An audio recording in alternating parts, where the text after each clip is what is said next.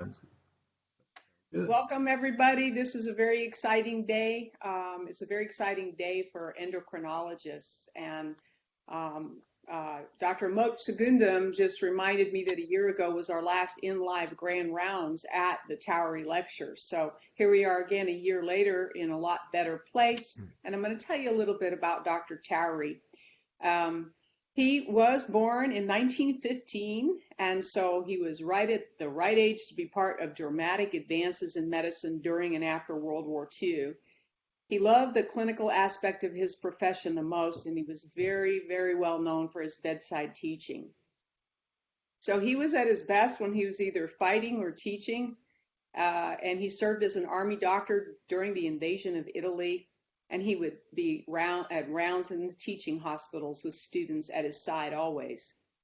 He grew up in Southern Kentucky. He attended Western Kentucky State College, where he received a bachelor's degree in 1936. He then went to Vanderbilt University School of Medicine and graduated first in his class.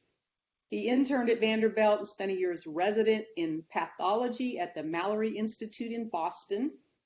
For the following 3 years, he was in uniform again in combat zones in Italy and France and emerged from the war a major.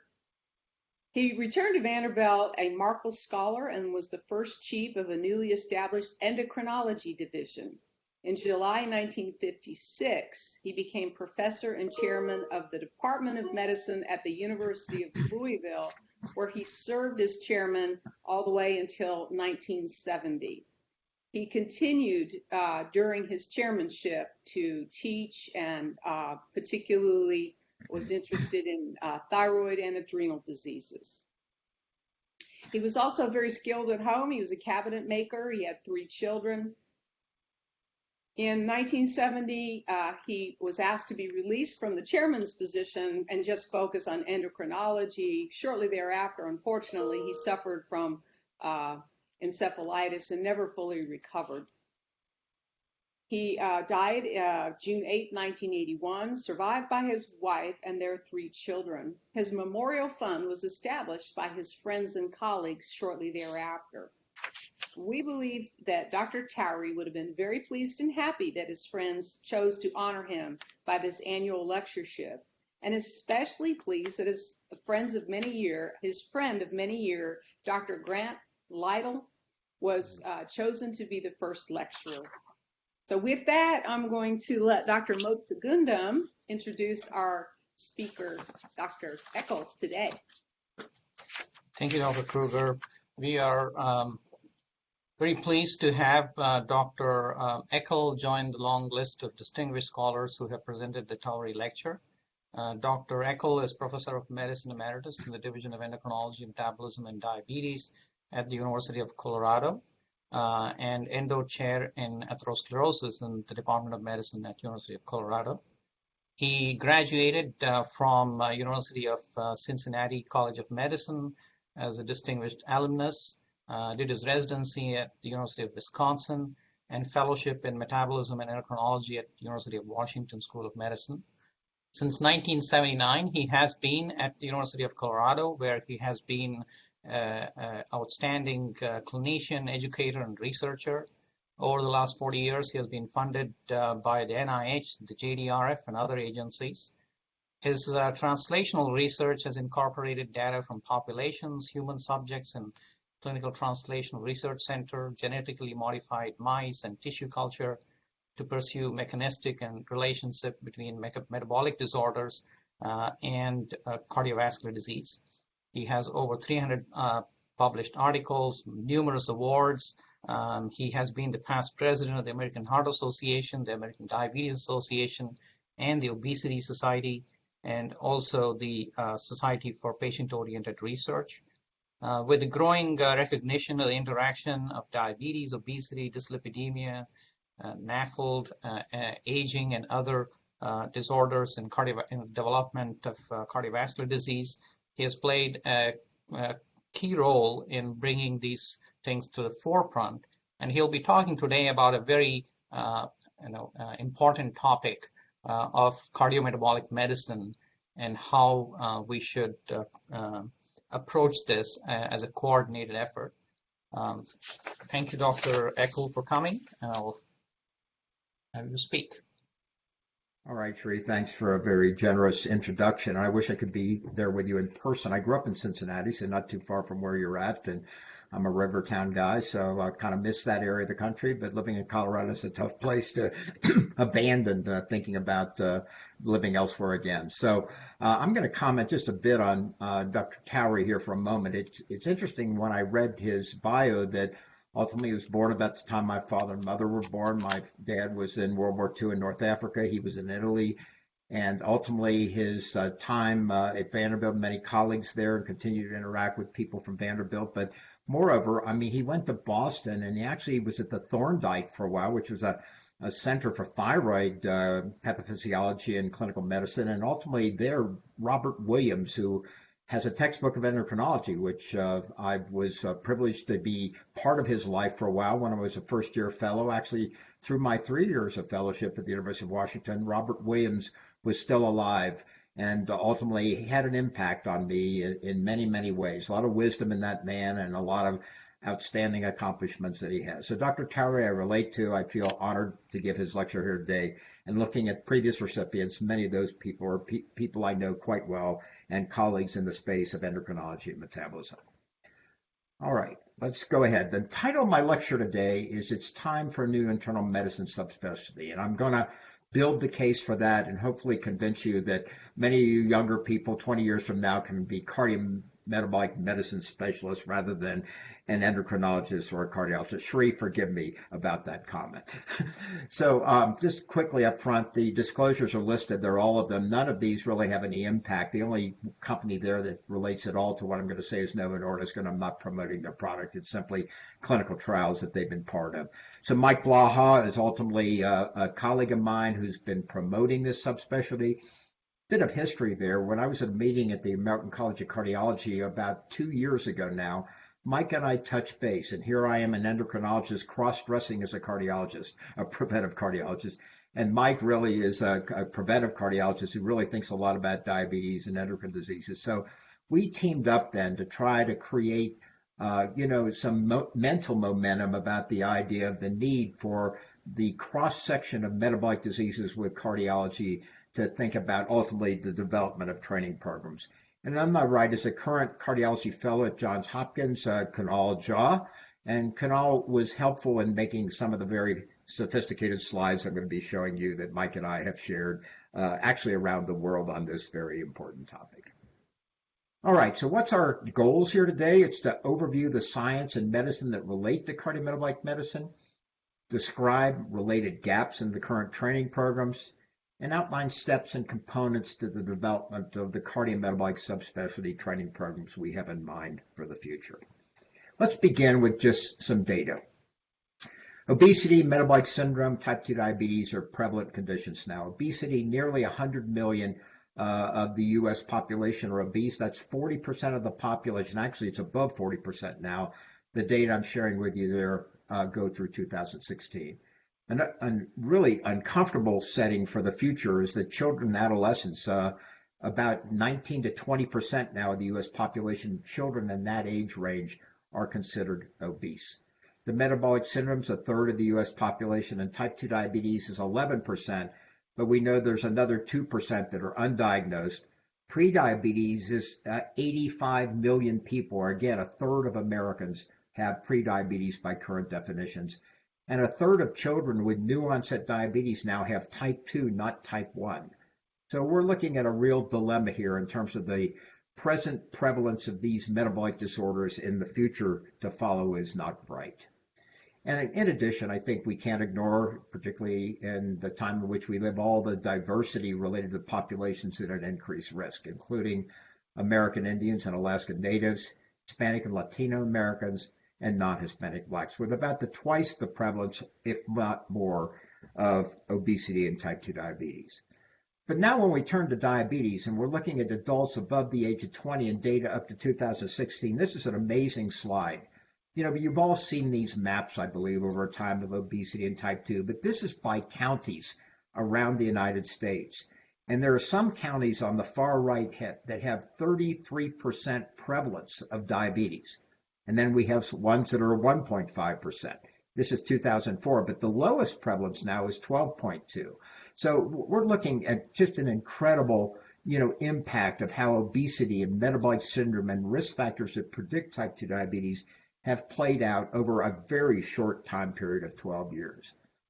Now, the cardiometabolic subspecialty, I believe, and Mike does too, the future is now. And here we're now looking at a global picture. This is not simply a problem in Europe and the United States, but a problem throughout the world. And the various regions of the world are shown here in the bottom. But based on the current incidence and prevalence of these disorders now, here specifically diabetes, mostly type 2, it's estimated by the year 2045 that actually 2/3 of a billion people in the world are going to have type 2 diabetes if some stop isn't placed on the increasing prevalence of obesity, metabolic syndrome, and of course the projected outcome here, type 2 diabetes. So let's start with a case. Medical grand rounds always needs a case, doesn't it? And we're going to have a couple more to follow. Let's talk about a 55-year-old man who was referred to the cardiology clinic after his PCP had incidentally discovered moderate coronary artery calcium on his recent chest CT. He immigrated from India. We'll come back to that. Father and grandfather had type 2 diabetes, and a brother had a myocardial infarction at a relatively early age. He has a sedentary job at a bank. He's very physically inactive, but there's no alcohol intake. Obesity's present. He's dyslipidemic, and ultimately he's hypertensive for 5 years. He's a former smoker, and he quit a year ago, so there's plenty of risk behind his presence of coronary atherosclerosis, now detected by the coronary calcium score. Here are his meds. He's on lisinopril 10, a very small dose, I think, for anything, but particularly for hypertension. Bupropion for smoking cessation. He's still taking that, and he's on a reasonably good dose or a high-intensity dose of atorvastatin, 40 milligrams a day. Now, ultimately, as we go forward, let's look at kind of where we're at here in terms of his physical exam and some of the laboratory data. His weight's 110 kilos, his BMI is 33.2, blood pressure 130/80, no carotid bruits, no murmurs, no lower extremity edema. He has clear lungs, and he has, again, no edema. His labs have a normal CBC and comprehensive metabolic panel except for his glucose, which is 148. A1C 7.6%. His triglycerides are 210. What's a normal triglyceride? I don't know, but we claim 150, but I think that's another topic that I could talk about at some future lecture when I can be with you in Louisville. Anyway, HDL cholesterol is low at 30, typical metabolic syndrome kind of lipids. LDL cholesterol 95. Remember, he's on atorva 40. Creatinine's 1.2, eGFR 60, and we have certainly some concerns about his laboratory data. Now, what would be the first-line treatment for his newly diagnosed type 2 diabetes? And ultimately, when we think about that, should we initiate a GLP-1 receptor agonist or an SGLT2 inhibitor prior to metformin, or should we give metformin first? Well, that's a debate, and it's a debate around the world. We know he has atherosclerosis. We know he has diabetes, and ultimately we've got some concerns about his future before us right now. So if we look at the case summary, what about the guidelines? What do they say? Well, the European Society for Cardiology says individuals with known atherosclerosis or at high cardiovascular disease risk, which means end organ damage, the GLP-1 receptor agonist or the SGLT2 inhibitor should be used instead of metformin. Metformin should not be prescribed as a first-line drug. And a coronary artery calcium score, like in this individual, could be used to define high-risk status. He has atherosclerosis. According to the American College of Cardiology and the American Heart Association, if he has known atherosclerotic disease or heart failure, the GLP-1 receptor agonist or the SGLT2 inhibitor would be a good choice, and greater than one risk factor, including a calculated high risk for ASCVD.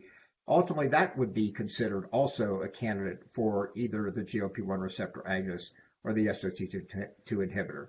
And metformin, the cardiovascular disease benefits, meaning benefit against an atherosclerotic event, are possible, but the evidence for that are low quality. So basically, they're saying they're kind of humming and hawing, but nevertheless, I think in the current guidelines by the ACC and HA, it would be possible to go ahead and start a GLP-1 receptor agonist or SGLT2 inhibitor, but they would not be against giving metformin. And the American Diabetes Association guidelines, which I'm pretty close to, having just stepped down as their president of medicine science, metformin remains the first line of therapy, and people with established kidney disease or atherosclerotic disease, a GLP-1 receptor agonist or an SGLT2 inhibitor should be added to the regimen. Now, ultimately, who can keep track of all these recommendations and guidelines, and they keep changing. So, I mean, I'm not expecting you to turn to these every 3 to 6 months ultimately to know what to do. I think good judgment is what's important for being a good physician. So let's look at some of the issues. Some of the red flags, he comes from the South Asian part of the world, which carries more of their weight centrally, more intra-abdominal fat that increases their cardiovascular disease risk. And by the way, the waist circumferences for that part of the world are lower in terms of predicting a metabolic syndrome. He also is physically inactive. He's got the smoking history, of course, and there's a strong family history. His past medical history is clear on exam, too. He's obese, but his lipids also reflect need for potential more attention. The alarming labs, of course, are his calcium score, his elevated hemoglobin A1C, his triglycerides and low HDL cholesterol, consistent with metabolic syndrome criteria, and a borderline eGFR. So probably in this case, a GLP-1 receptor agonist would be my first choice. He doesn't have heart failure. His renal disease could raise some issues related to an SGLT2 inhibitor, but nevertheless, I think this would be a reasonable choice before the metformin, mostly driven by one of the components of the GLP-1 receptor agonist I'll turn to in a moment. Aspirin for primary prevention, that's a really debated area. In diabetes, aspirin for primary prevention really is not so clear unless there's additional risk. And I think this individual has enough additional risk to consider at least a small dose aspirin daily for primary prevention. And now what about his follow-up? And that's really going to open the door to what we're going to discuss.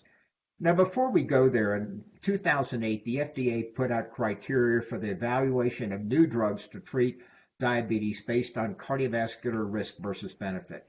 But the initial steps were to assure that there was no risk to medications used to treat diabetes. And I remember being on a panel that related to this in 2007, I believe, and ultimately the discussion was vibrant. Us diabetologists, if you will, ultimately felt that the drugs to treat diabetes needed to be approved based on their glucose reducing capabilities and the prevention of complications of diabetes, whereas the cardiology community, I'm just going to generalize these comments, really reflected because of concerns about a new class of drugs called the thiazolidinediones, at least one in specific, thiazolidinedione. Ultimately, that risk needed to be shown to be prevented prior to taking additional steps with confirmatory post-marketing capability with a larger patient exposure to prove that point estimates were in an acceptable range, that risk was ultimately modest, if there at all, and benefit would follow during the confirmatory trial. So anyway, those were the 2008 FDA guidelines, which are still in place, although they've been modified some going forward. Now here's a series of trials using the GLP-1 receptor agonist and the SGLT2 inhibitors. I'm not going to review all these trials with you today. You've heard probably a lot about them in grand rounds in cardiology and endocrinology and beyond, so in medical grand rounds. But the outcomes of these trials are shown in green. The titles of the trials are shown in pink for the SGLT2 inhibitors and in blue for the GLP-1 receptor agonist. And ultimately, let's kind of summarize a long series of complicated studies and expensive studies about these classes of drugs. The SGLT2 inhibitors modify renal glucose absorption at the proximal tubule. So now the average TM for the normal adult is around 180 milligrams per deciliter. That means if your glucose in the plasma is above 180, you spill glucose. For patients with diabetes, it's typically 200 to 220. So they spill glucose at a higher TM of plasma glucose. And they also cause some defects in sodium reabsorption. There's a potential blood pressure lowering role of this class of drugs.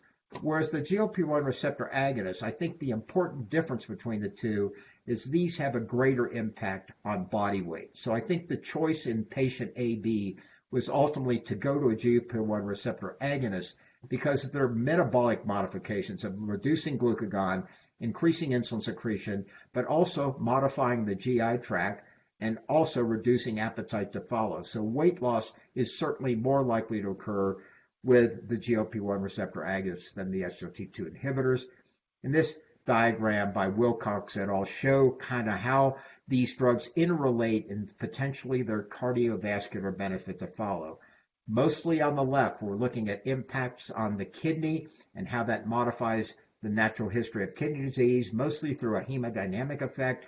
And on the right, the GLP-1 receptor agonist with a greater impact on weight, modifying food intake, gastric emptying, and ultimately attributing the benefit to its anti-atherosclerotic effects. I'm not going to go there. I do not think that we have proven a benefit here other than the outcome of the clinical trials that basically I'm going to summarize for you going forward. So here's a meta-analysis of the GLP-1 receptor agonist trials on the composite primary outcome and cardiovascular disease death. And you can see here, looking at all the three-component MACE trials and the cardiovascular disease death in those same trials, the benefit's about a 12% reduction. And whenever you look at the meta-analysis, there's variability, but the variability wasn't so sufficient to make the interaction problematic. Here's the interaction term over here. I'm not going to go into the statistics of that, but the benefit's about a 12% reduction in the three-component MACE, which is typically, a stroke, a myocardial infarction, or death from cardiovascular disease. Now, if we turn to the SGLT2 inhibitor trials, and I've summarized these in a different way, ultimately we're looking at the MACE outcome, which again is typically looked at as atherosclerotic mediated, CVD death, or hospitalization for heart failure, which started to surface with the first trial with empagliflozin.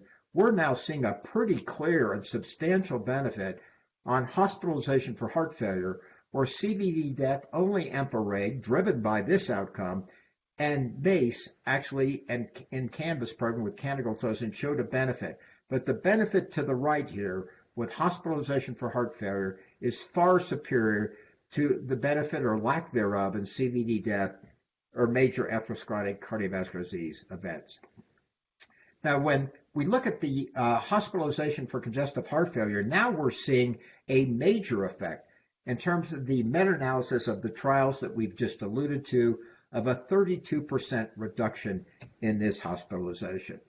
And when we look at a composite of these trials, now we're looking at the SGLT2 inhibitors again, and we're looking at patients with known atherosclerosis where there's a 11% benefit, or those without atherosclerosis. These trials were powered mostly for primary outcome for both groups put together when they were looked at a pre-specified endpoint in people with high risk without known disease. There's no statistical benefit. So again, let me summarize.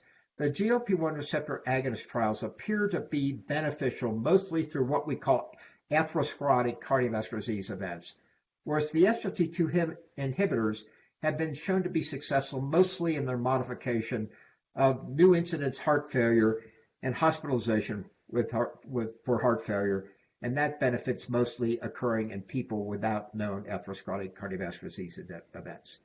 Now, I have a paper under review currently that's looked at how baseline glucose-lowering therapy existed in all these trials. And here we're looking at the primary outcomes for both the SGLT2 inhibitor trials and the GLP-1 receptor trials.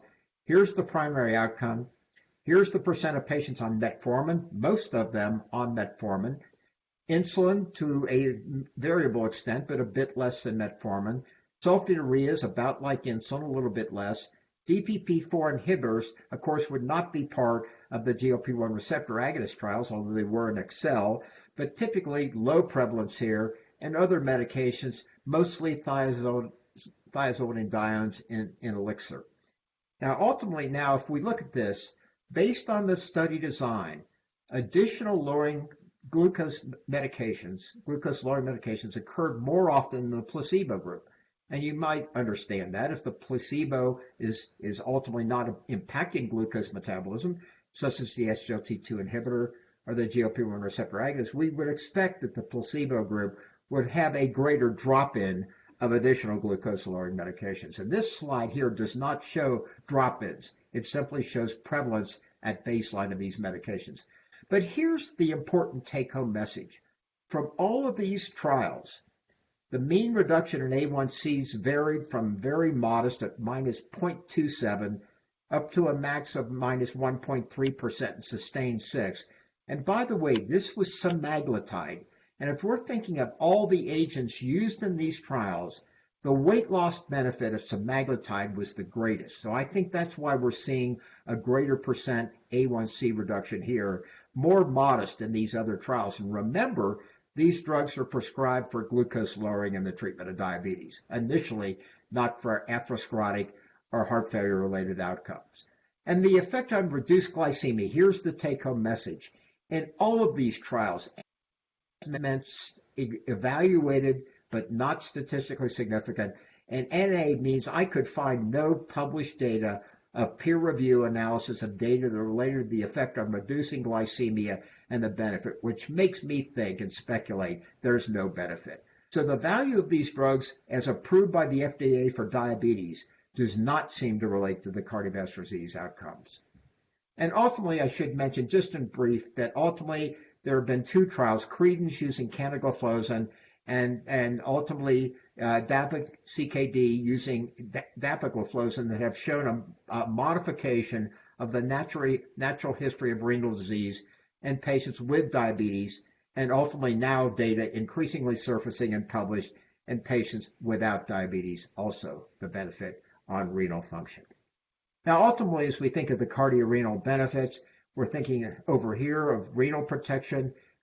And generally, we know feedback between kidney disease and cardiovascular disease is relevant in terms of heart failure in particular. So we're looking at another indication that would likely choose this agent over a GLP-1 receptor agonist. And when we think about people with existing renal disease, that doesn't mean that a GLP-1 receptor agonist shouldn't be considered. It certainly could, but the dual benefit of modifying cardiovascular disease, particularly heart failure and renal disease using the SGLT2 inhibitors is a reasonable rationale for prescribing these drugs rather than the GLP-1 receptor agonists. So again, these are recent guidelines just published in January, the update of the ADA medical standards of care for diabetes. If atherosclerosis predominates, the recommendation is mostly for a GLP-1 receptor agonist, but if heart failure or chronic kidney disease predominates, the recommendation is more towards an SGLT2 inhibitor. But that doesn't mean that one of these drugs could not be utilized in the other patient population. Depending on which trial you turn to and what biases you had, ultimately that could be an indication for the alternative drug other than that that's recommended by the standards of medical care for the ADA. Now let's get to this whole database and how it relates to what the future of medicine is, and particularly related to internal medicine subspecialization. So ultimately, we've got this incredible gap in current patient care where our patients have a primary care physician, she or he sees them, refers them to the cardiologist, or refers them to the endocrinologist, and back and forth. And this is incredibly problematic for the healthcare delivery system, for the physicians in place to give that care. And ultimately, if you're the patient, ultimately back and forth between these various segments of the medical profession gets problematic. So we've got this dilemma. Ultimately, what happens going forward? Does the patient come here? Does they go there? And ultimately, how does this back and forth referral pattern relate to what role we play as primary care internists? And by the way, I should just mention in practice and reality that, I was trained as an internist. So I still attended on internal medicine until the very end, and I loved attending on internal medicine. Some of these physicians should be able to be internists also in addition to be their subspecialists, but often that seems to happen less as subspecialization becomes more common and more focused in nature. So are we equipped to take care of exploding cardiometabolic disorders? Well, let's look at this. Here's the percent of people, or the number of people, some 11 to 12% of Americans with diabetes, mostly type 2. Endocrinologists are around 7,500. These are fairly recent data as of 2017. It's not much greater than that now. And that means there's 4,560 patients per endocrinologist. Now, every person with diabetes doesn't need to see an endocrinologist. The primary care internists, and some family docs can take care of type 2 diabetes on metformin with no problem. But much of diabetes relates to more complicated disease and the need for more complicated regimens. So now we're looking at, in terms of the medicine primary care alteration, in terms of numbers, some 22,000 cardiologists, about what? Do the math, 3 times more cardiologists than endocrinologists, and over 113,000 family medicine primary care physicians. So that's the distribution of the healthcare delivery system we have for people with cardiometabolic disorders. So what are we thinking about when we're thinking about the gaps in patient care delivery? There are patient factors, polypharmacy, out-of-pocket costs, tolerance, adverse effects, motivation. Physician factors, lack of knowledge, ultimately perception and expectancy of research findings, drug-drug interactions, patient safety, limited skills and training in that area in which they may be called to perform. Structural inequalities, access to care we've alluded to, access to specialists, non-compliance, referral bias, differential access to medications, and then, of course, all of this relates to insurance. Coverage decisions, restrictions of patients, access to different providers, drug availability, and copays are all part of the problem we're facing in today's medical care delivery. Now, I'm going to take a few minutes on this slide because I think it's informative. We're looking at endocrinologists in gray, cardiologists in light blue, and primary care in dark blue. Here we're looking at the distribution of these 3 types of physicians that we brought into consideration about their knowledge about how these drugs work. The GLP-1 receptor agonists, the SGLT2 receptor inhibitors. Endocrinologists win, cardiologists do poorly. How about knowledge about patient eligibility for these various products? Again, endocrinologists win. And we're looking down here at a wide variety of degrees of comfort. Very comfortable to very uncomfortable. So on the left is really what you want to see as the primary response. Knowledge about when to initiate these therapies, again, shown here. And notice here, ultimately, the family doc is pretty comfortable, much more than the cardiologist. And knowledge about side effects, again, the distribution of knowledge about all 4 of these issues that are relatively important when we prescribe drugs that are efficacious, but yet have adverse side effects that need to be taken into consideration. Now, can cardiologists narrow this gap? Well, the cardiologists outnumber endocrinologists and nephrologists by, again, 3 or 4 times. Patients with type 2 diabetes are 3 times more likely to encounter a cardiologist than an endocrinologist each year, and that's because they have more cardiovascular disease. Patients with type 2 diabetes and CVD are 5 times more likely to encounter a cardiologist. And ultimately, the cardiology number distribution is favorable for diabetes care. And here's just a map representing this distribution in relationship to the color of these 4 boxes to the left. Now, here's the traditional clinical model. We have a referral clinic model. And I heard Dr. Kruger mention this morning the problems recently getting someone to refer a patient to a gastroenterologist who needed to be seen fairly quickly, but that was an unfortunate delay for a lot of reasons. I'll not go into that in detail. We've got this population healthcare delivery model, which I'm going to turn to briefly in a moment, and the multidisciplinary clinic model. So let's look at this a little bit. Let's turn now to a second case, or now it's called case 1 in this new segment of my presentation. 65-year-old male with ischemic cardiomyopathy and ejection fraction of 45%. He's on guideline-directed medical therapy, which presumably would be the standard treatment of his ischemic cardiomyopathy, statins and beta blockers and on beyond that, nitrates perhaps. Referred to cardiology and endocrinology for congestive heart failure and diabetes. His A1C is 7.6. He's on metformin and sitagliptin. Now, the endocrinologist starts an SGLT2 inhibitor, and he's going to alter the diuretic regimen. And he prefers other glucose-lowering medications over the SGLT2 inhibitor. So whether he's going to continue or she's going to continue metformin is one thought. The sitagliptin would likely be discontinued here. The cardiologist is going to assess this patient clinically, assess medication compliance, and probably recommend an SGLT2. Also, the data is pretty convincing here. The PCP might agree with the endocrinologist and feels uncomfortable starting the SGLT2 inhibitor, although theoretically he might be more comfortable based on the data I just showed you than the cardiologist. Although this is a sophisticated cardiologist, she or he knows the data and gets comfortable now with these drugs as a good choice to treat heart failure. Case 2, 50-year-old man with type 2 diabetes and non-STEMI 3 years ago, has hypertension. He's admitted for diabetic ketoacidosis. On his discharge, it's recommended him follow up with his PCP, his endocrinologist, and cardiologist.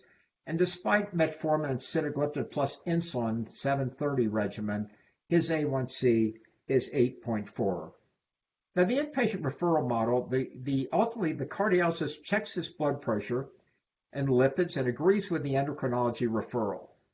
The endocrine consult says A1C management's critically important. We need to adjust his insulin regimen, and he's unlikely to encourage a GLP-1 receptor agonist.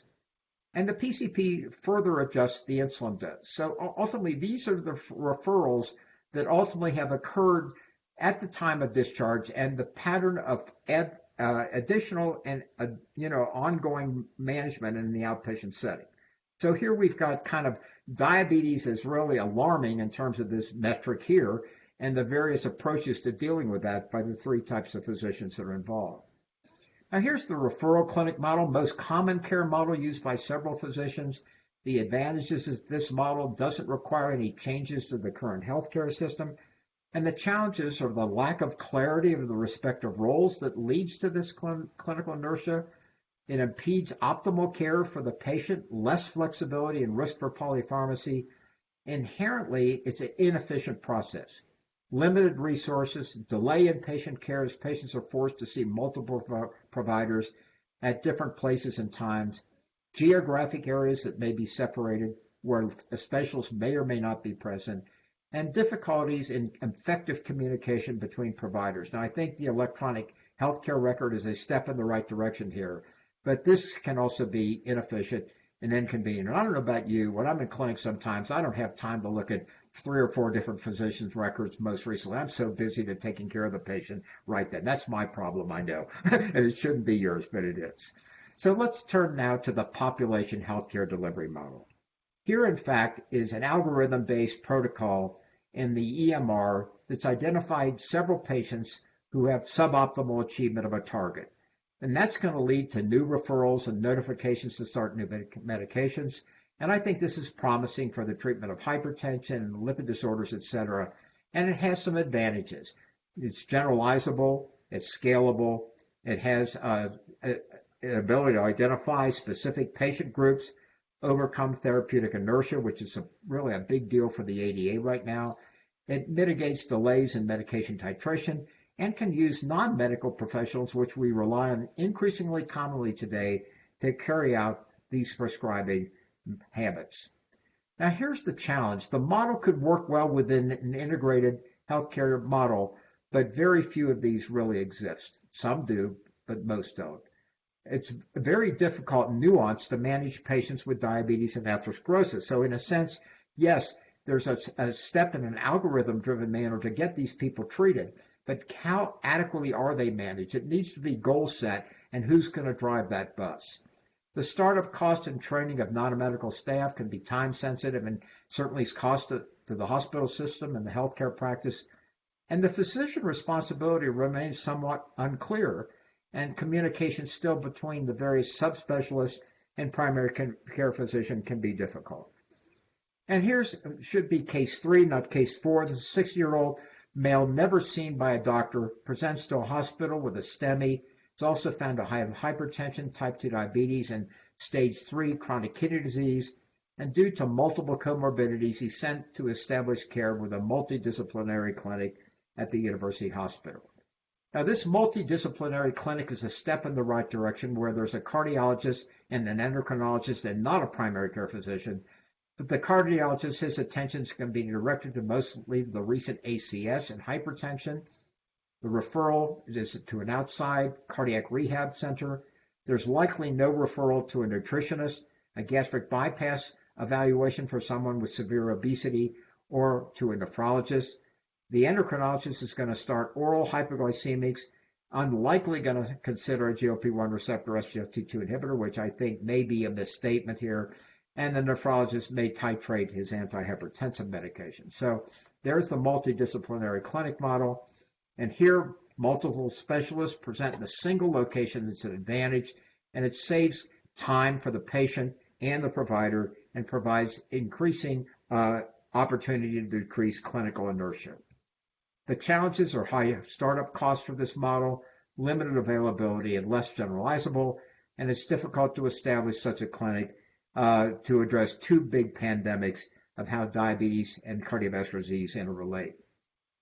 So let's move now to the opportunity to treat several cardiometabolic patients, improve their clinical outcomes, and increase the efficiency of healthcare and reduce costs. And this is the cardiometabolic clinic model, and ultimately accrues to what we call cardiometabolic medicine. And here, Mike Blaha and I, in fact, have proposed our first paper in the Green Journal a couple of years ago now, has been furthered by 3 more peer-reviewed publications in this space. So the question comes up, and here's David Saxon from my institution, the University of Colorado, and Kara Ryder-Brennan from Germany, who was doing some time with Mike Blaha in Boston.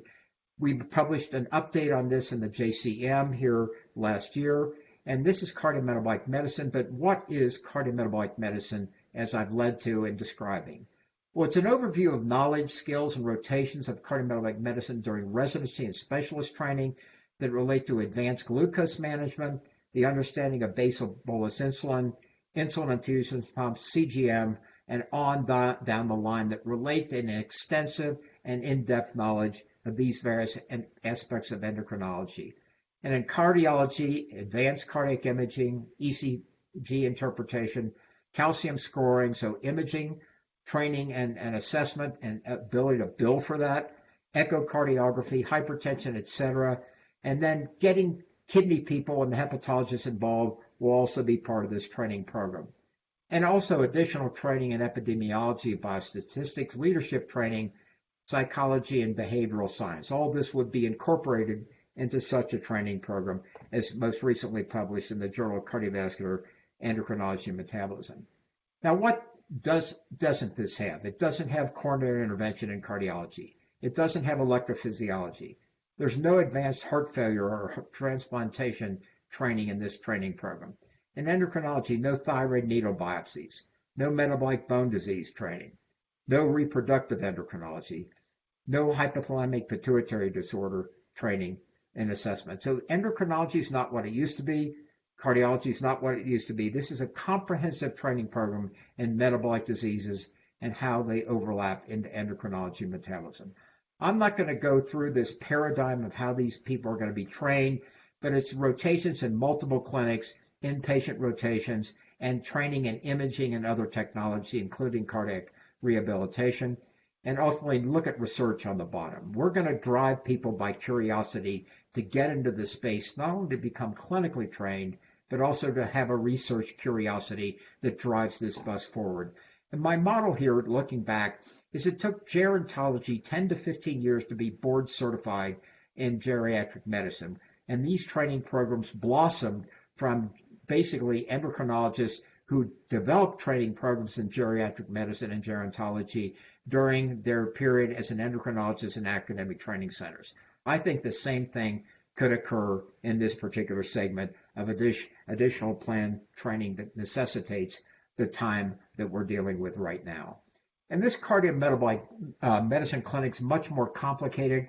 It has lifestyle counseling, additional risk assessment, optimizing medications, physical and psychological rehabilitation built into the program, self-management and support, primary and secondary kind of cardiology prevention, including cardiac imaging, obesity medicine, training in non-alcoholic fatty liver disease and kidney disease, and that's driven by the specialists that we're hoping to train, and then the involvement in personalized cardiometabolic nutritional education, etc. So this is a comprehensive program involving multiple healthcare professionals that go beyond simply the cardiometabolic specialist.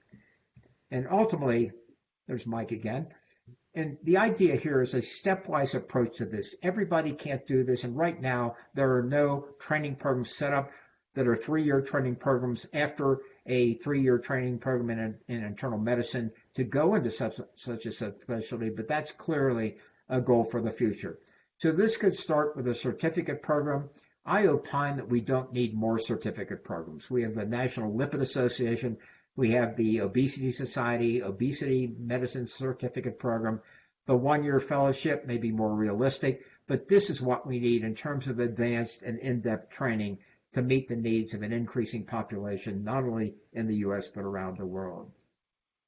So let's look at the certificate track. The strengths would be it would be accessible to all clinicians, potential for rapid uptake, allows for training more providers, highly individualized, can be utilizing CME credits during that training program and has an infrastructure of CME, and ultimately then could lead to a beneficial additional insight into cardiometabolic disease that would go beyond internal medicine training per se. The weakness is limited training potential given the smaller scope. It's unlikely to result in systematic changes to the delivery of cardiometabolic care. I don't think it can effectively create cardiometabolic experts, little or no structure for research, and billing issues by a certificate I don't think is going to increase the billing capabilities of a cardiologist, which is far greater, as we know, than an endocrinologist. The subspecialty training track, we have that developed in Colorado to some extent, where there's a 1-year training track in either diabetes or obesity that does not necessarily need to be precluded by a subspecialty training program in endocrinology and metabolism. This would be another option. And these are kind of the things that this would be amenable to. It's suited after completion of a general cardiology fellowship. That could be one option. Could be offered after endocrinology, nephrology, or even general internal medicine. The first 6 months could be core rotations, and the last 6 adjunctive rotations. And there would be an opportunity for research that would be much more likely than a certificate program.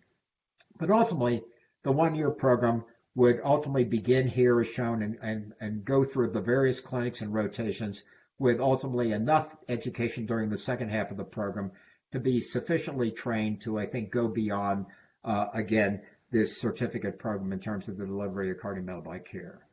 So ultimately, the strengths would be a single year dedicated to the cardiometabolic medicine. It's available to a broad group of trainees, flexible in curriculum, and a rapid deployment would be much more possible than a more detailed 3-year training program. But all these weaknesses need to be mentioned here, and I'll not necessarily review them one after the other. But this still would stop far short of what Mike Blaha and I have in mind. So now let's go ahead and think about the fellowship. This would be a dedicated fellowship after internal medicine training, the opportunity to revamp subspecialty training, a depth of exposure to breadth and relevant topics that relate to cardiometabolic diseases, and likely have a trickle-down effect into medical school, where we think that this concept should be presented to medical students during their 3 to 4 year training program before that. So here's the strengths. It's a multi-year focused program, breadth of clinical experiences across traditional boundaries, education on topics that slip through the cracks, lifestyle, obesity, lesser relevant subspecialty training that I mentioned earlier, those things that would not be part of the training program, dedicated time to develop a substantial research program and leadership skills, and would be widely recognized, ultimately, we hope, approvable by the American Board of Internal Medicine. The weakness is it requires creation and accreditation of curricula that currently don't exist, and requires collaboration between the cardiologist and the endocrinologist, and a longer time horizon for its ultimate implementation. And this turf war, who's going to take ownership for cardiometabolic medicine? And here's a lot of misunderstanding. The increasing time for training, decreased revenue for physicians. Specialists must accept all patients from cardiology, endocrinology, primary care. No EKG imaging components. Nobody interested in funding such a subspecialty. And we think this is all fake news. All of these can be dismissed with careful thought and planning going forward.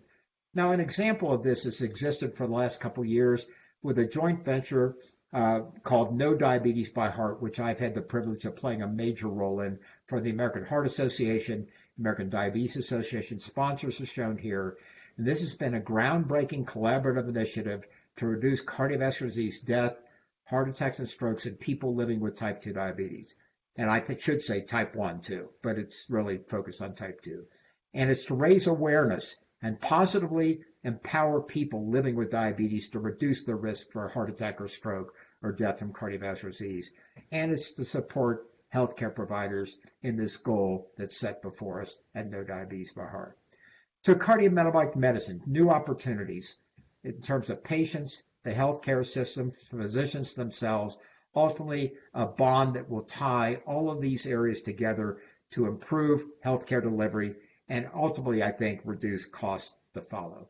So the idea would be a criteria for board certification, which would be far less than ultimately we're relating now to the idea of board certification, which would be different than the certificate program, now the 3-year training program, which would be an American Board of Cardiometabolic Medicine, just like it would be an American Board of Endocrinology or Cardiology.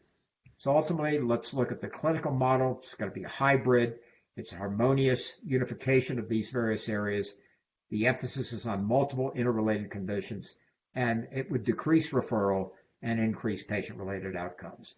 And the medical school curriculum, which I alluded to, would involve these components in medical school training, which would be increasingly emphasized compared to what the medical school curriculum looks like right now.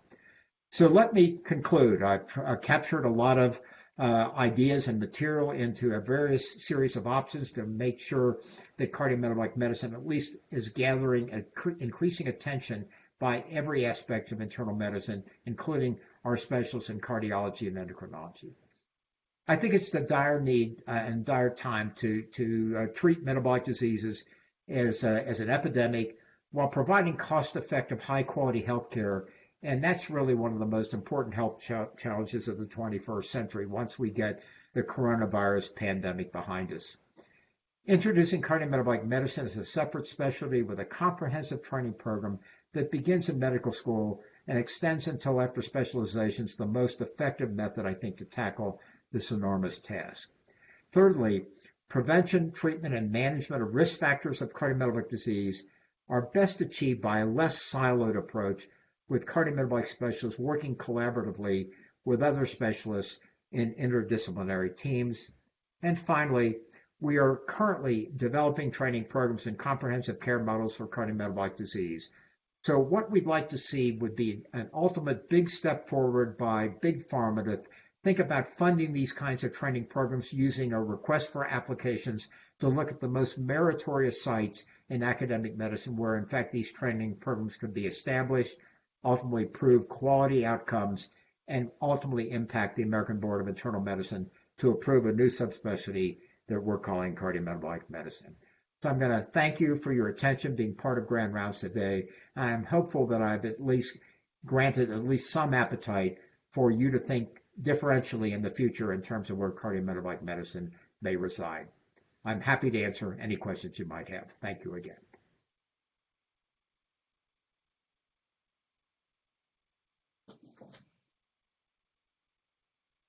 Dr. Krieger. Oh yeah, I always have questions, but there's a lot of smart people in the audience that probably want to talk to Dr. Eckel. Couple of comments. One, that was breathtaking. That was fantastic. That sings to the hearts of many people that are struck with, as you mentioned, polypharmacy. And you get in this conundrum where, like you said, you're in a busy clinic and everybody's on all these medications and you say, oh, I don't know if I can stop that medicine without calling that endocrinologist, or I can't stop that medicine, I've got to call the cardiologist or whatever. And we get stuck then in our own little world and we say, I'm just going to take care of my little piece of the pie. And in the end, we do just what you said. We don't reduce morbidity and mortality. At University of Louisville, we do have a Traeger Institute, which is for optimal aging, and so the concept has been introduced here. We have exercise equipment. Suri Mochagunam did work with one of the cardiologists who's now gone to Vanderbilt and established some crossover between the sciences. So I completely think there's a ton of support for this concept, a ton. And Yes. the Traeger Institute, to your point, it was funded by a local bank, and then a lot of wonderful people in and around the Louisville area. We've got some fantastic cardiologists that do general medicine, if I want to say that, or general cardiology, and they have a tendency to be that they're no longer doing the caths anymore. They're no longer, Right. they're no longer doing the little gadget stuff that was real fun when you're young and facile.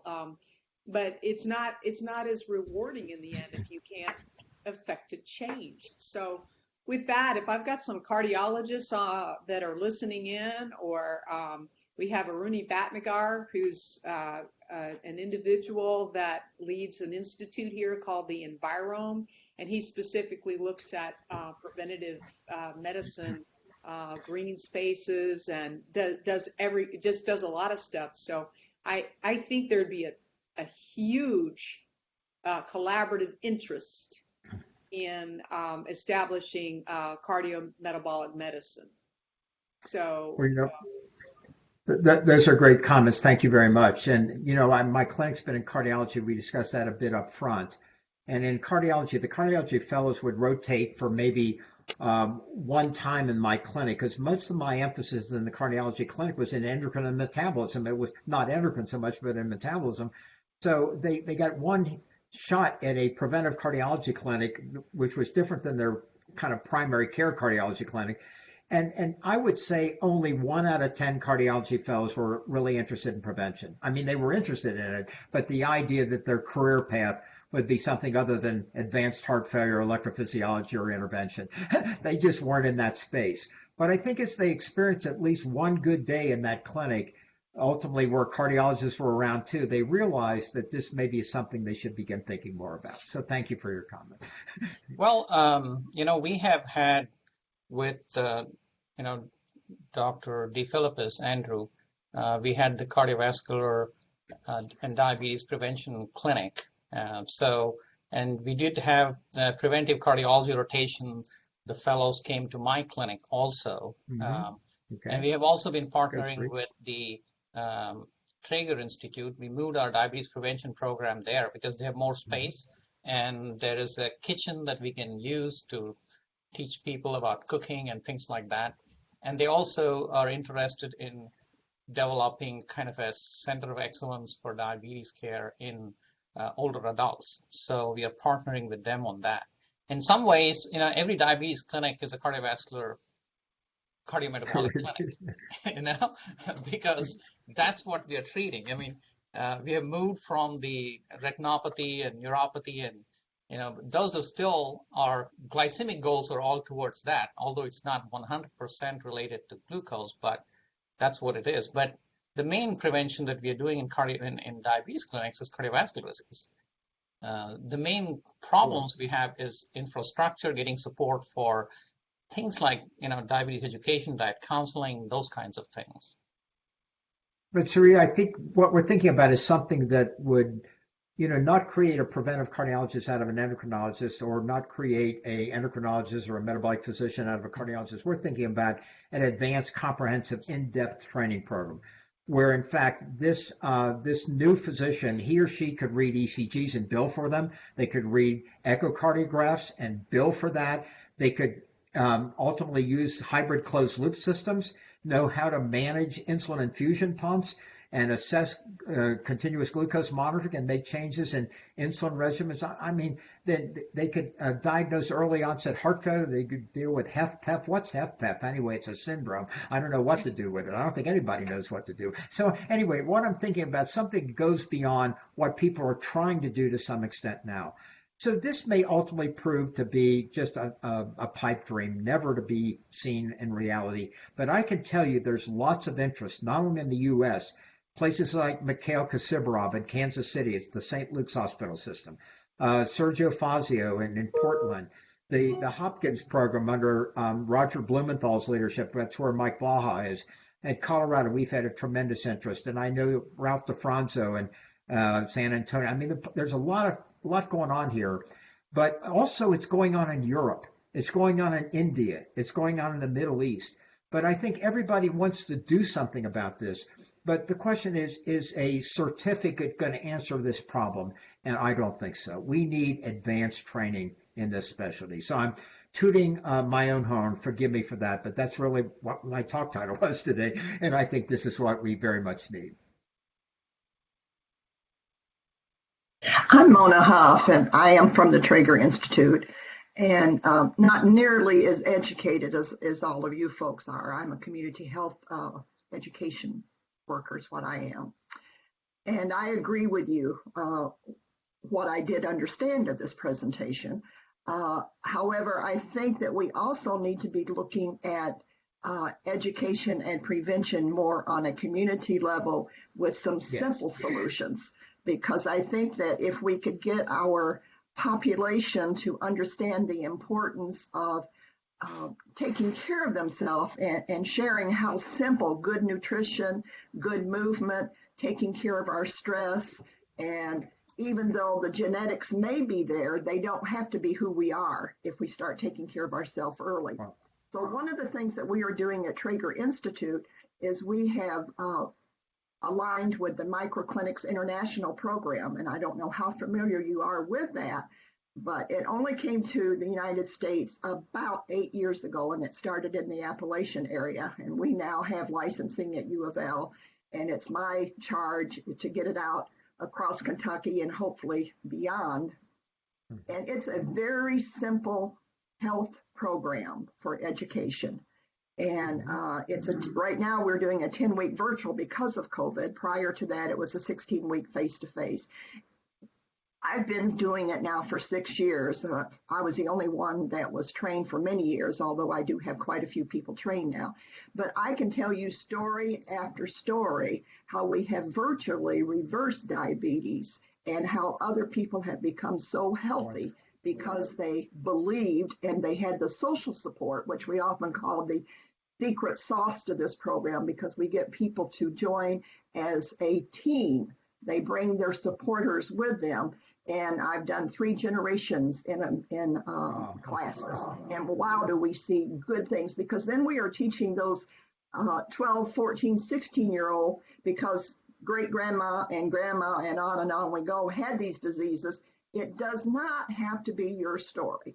And I think that as much as we need what you've talked about today, and I certainly believe that obesity is probably our number one problem in the United States as far as chronic diseases, but we have to get down to the digging, why do we have this obesity problem? And of course, that's multifaceted. I believe inflammation is one from our poor eating habits, social, and also economically. It's a lot cheaper sometimes to eat those dollar meals at our fast food than to learn how to cook properly.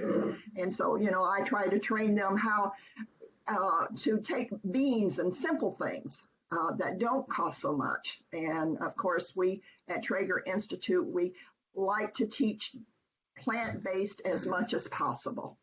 And that's my 2 cents on this very deep subject. And I really appreciate being invited to this.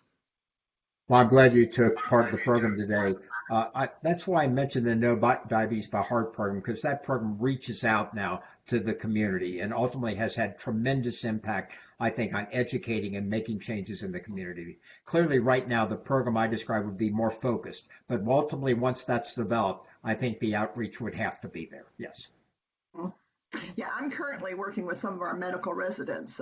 There's a new group, GROW. Are any of you familiar with them? It came out on the UofL. Some of the things. There are medical students in the American Medical Association chapter. Yeah. Oh, okay. Yes, and I've had one meeting with them, and I'm hoping that we can collaborate, because I can just see that if we can start really helping people see how important it is to take care of yourself, and then you can take care of others.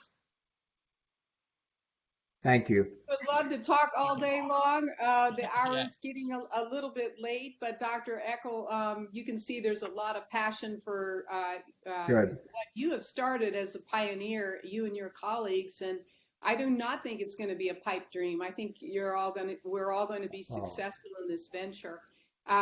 for every lecturer that comes to Louisville, whether it's virtual or in person, we give you a gift, and that gift, Oh, okay.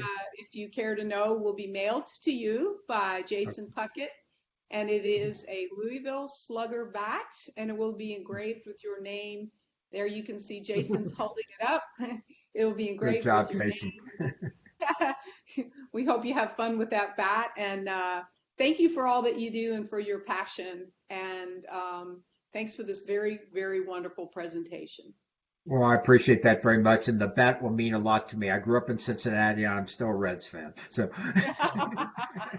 Thank you very much, Dr. Eckel. In fact, I have used your article in the JCNM and the nice figure that you have to kind of, every time I write to either Dr. Kruger or any of the administrators about trying to develop some programs, I put that figure in there saying, we need to do this. We need You're to so get kind. cardiometabolic medicine. Well, I sure wish our time could have been personal rather than by video. But Yeah. anyway, it's been great. I'm glad I had a chance to take part, and giving the Towery lecture was a real honor. Thank you so much. Thank you Thank very much. you. Thank you. Thank you. Yep, and thank you, everybody. And we will be back here again next week. And but first, again, thank you, Dr. Eckel. That was outstanding and certainly worthy of the Towery lectureship. And we really appreciate you talking to us today. So, and talking to our endo folks yesterday as well. So. Okay, Jason. Well, thank you very much for all your IT experience and all the capabilities you bring to this. Yeah, we made it through. Yeah, we did. Bye-bye, everybody. Thank you. Goodbye. Bye. And just